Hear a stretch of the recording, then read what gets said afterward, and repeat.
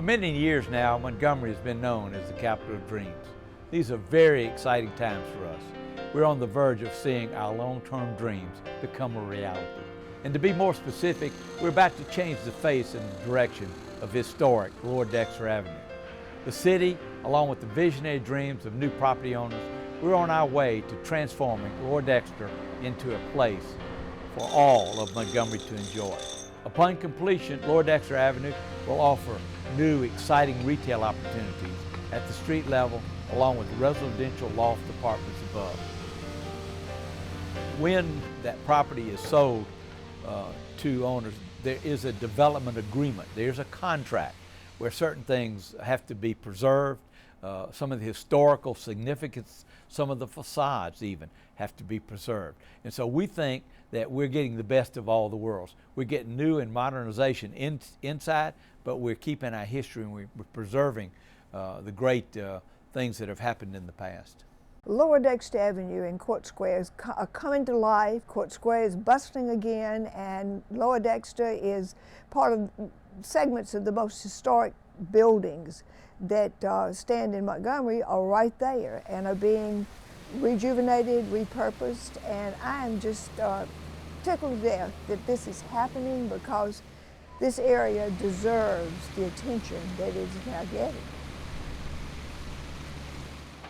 Some of Montgomery's very best Civil War history was hidden right here from sight for so many years because it had been forgotten that this was Concert Hall. And Concert Hall worked in concert with its next door neighbor, Estelle Hall. They were both built in about the same period of time. And at the time of Jefferson Davis's inauguration, this was the entertainment venue for the city of Montgomery. And so the first inaugural ball of Jefferson Davis and reception took place in Concert Hall. The second floor of the Winter Building is its most historic spot. And if you looked at the building from the front, to the right would be the office of the telegraph company, the magnetic telegraph company, who was in charge of sending the messages back and forth between the Confederate government and to General Beauregard in Charleston Harbor. On the night of April 11th, 12th, 1861, the telegram was sent, reduced the fort, and Beauregard received it, and about 4 o'clock in the morning in Charleston, the shots were fired that really opened the Civil War. And for that purpose, that building has been retained through the years because this is what began one of the most tumultuous parts of our history as a country. The Crest Building has graced Dexter Avenue since the late 1920s, 2930. Mr. Crest himself personally decided that this Crest Building would have columns. And the story goes that he wanted the columns because he had done an Aegean cruise and had fallen in love with some of the architecture that he saw of early Greece. And so I think it's the only Crest building in the country that has those very classical columns interwoven with some wonderful Art Deco details.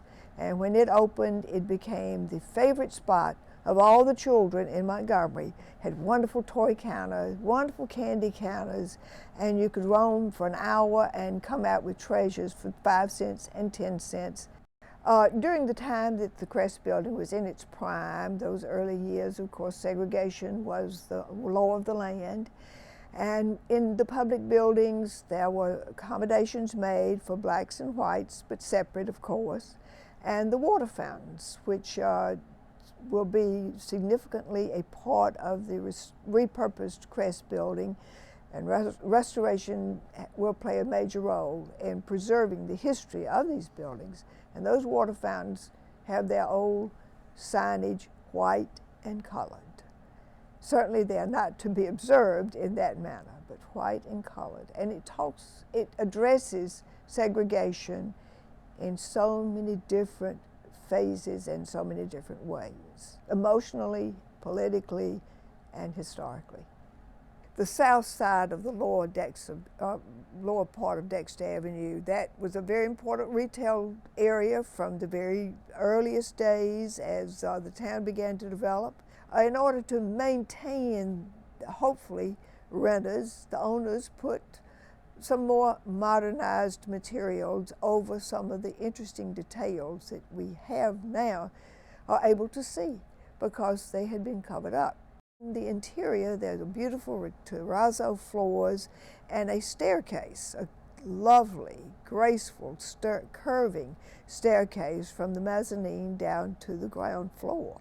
And we always referred to it rather lovingly as the Loretta Young staircase. Of course, she was never here, but we can envision her standing at the top of that staircase introducing some of her early dramatic series.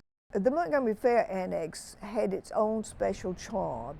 Many years later, we are now looking at a new use for this particular old structural remains, and it will be the alleyway into a park, or an entranceway into a park that will be a green space in the middle of downtown Montgomery. And this is one other good thing the city is doing, is bringing the green spaces into the urban existence here.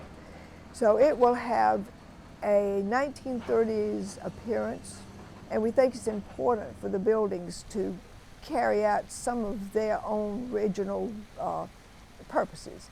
And where it will not have powder and soap, it will be a marvelous entryway. This is really all about the young people, because it's the young people that are moving back down into our inner city.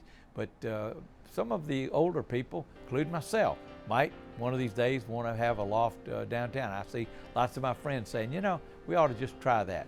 And that's what we'd invite you to do. Come try it and enjoy that family-friendly atmosphere. We welcome you to join us in our revitalization of Lower Dexter Avenue and share the excitement of being a part of Montgomery's future.